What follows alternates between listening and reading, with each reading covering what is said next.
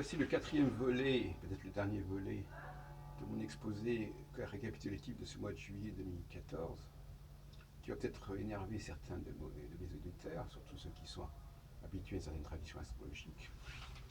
Mais je suis obligé d'en arriver jusqu'à ce point, à savoir que apparemment il y a eu une inversion du symbolisme zodiacal. Je vais déjà signaler à l'instant que je ne voyais pas pourquoi l'aigle correspondait à l'automne, alors qu'il devrait correspondre plutôt au printemps. Et d'ailleurs, on dit une hirondelle ne fait pas le printemps, ce qui est quand même. Bon, l'hirondelle n'est pas l'aigle, mais c'est un oiseau. Et donc, l'hirondelle est liée au printemps, justement, mais il ne faut pas qu'il y ait une seule hirondelle. Et donc, ça montre bien que le printemps est lié à l'osium d'oiseau.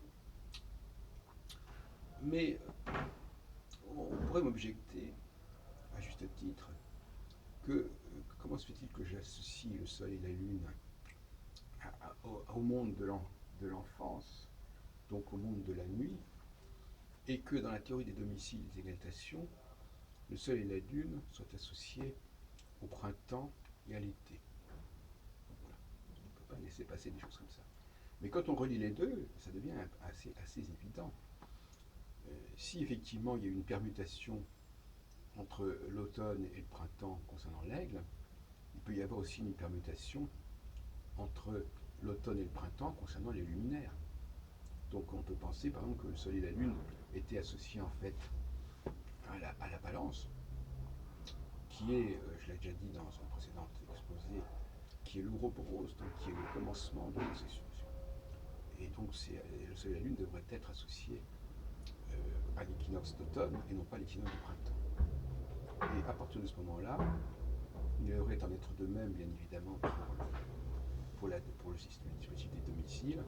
Et les deux domiciles ne devraient pas être associés au milieu à l'été, mais à l'hiver, qui nous renvoie bien sûr à la naissance de Jésus, à Noël, etc. Et au mois de janvier. Donc là aussi, il y a eu un renversement, je dirais presque des pôles. Et il faudrait donc associer le soleil et la lune au printemps, à l'automne et à l'hiver, et non pas au printemps et à l'été. Voyez-vous, il y a des choses comme ça qu'il faut accepter. Et je crois que c'est très important, comme je disais précédemment, à savoir que, par-delà la question de savoir si c'est plus efficace dans la consultation astrologique de base, je n'en sais rien, parce que de toute façon tout ça est tellement confus, cette consultation, ça part un peu dans tous les sens, c'est pas ça qui m'intéresse. Par contre, qu'elles viennent sous-tendre ma théorie cyclique des deux cycles, des deux phases de 3 ans et demi, ça me paraît évident, qu'elles permettent de comprendre le processus cyclique de manière satisfaisante, ça me paraît la moindre des choses qu'on puisse attendre de l'astrologue. Donc il faut que la théorie astrologique soit cohérente, pas seulement en termes d'efficacité, d'efficience, mais en termes de cohérence cyclique, de sens cohérent Moi, par exemple, je sais très bien qu'il y a des situations que je n'ai pas réussi à comprendre, tout simplement parce que j'avais un mauvais modèle. Hein, c'est tout simple que ça. Quand on a un mauvais modèle et qu'on est dans une situation que le modèle n'explique pas correctement, ben, ce n'est pas ça. Et dans ces cas-là, l'astrologie peut être pire que l'absence d'astrologie. Quand on dit une chose alors que c'est son contraire. Par exemple, si on prend le passage de Saturne, par exemple, vers la moitié des signes cardinaux, c'est-à-dire vers 15 cancers, 15 capricornes, 15 balances, 15 béliers, on s'aperçoit que ce sont euh, des moments qui ouvrent vers le monde. Hein. Puisque la phase 1, c'est une phase un peu de fermeture, de cocon, de cocooning. Et donc, quand on sort de la phase 1, on passe à la phase 2, et là, il y a une ouverture vers le monde. C'est le soleil, hein, c'est la luminosité. Il y a une sorte d'éblouissement, mais qui peut éventuellement griser. En 67, la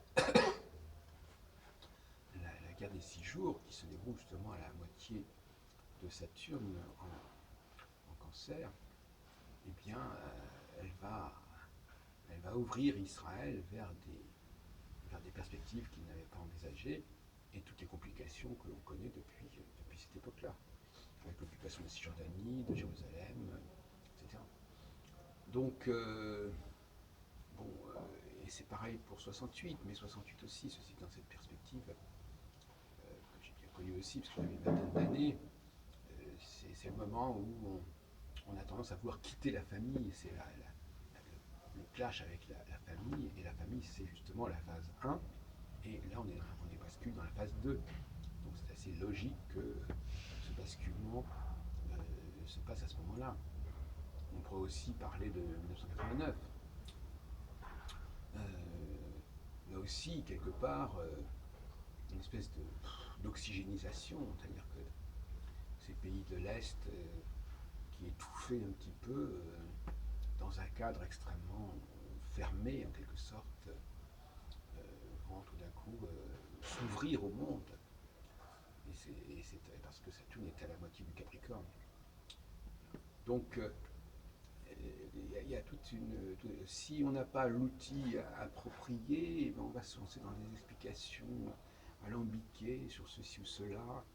Et quand en plus on n'a pas un modèle bien établi, on va combiner ceci, cela, on va rajouter ceci, rajouter cela pour trouver une explication. Et ça devient complètement. Ça devient alambiqué, ça devient emberlificoté.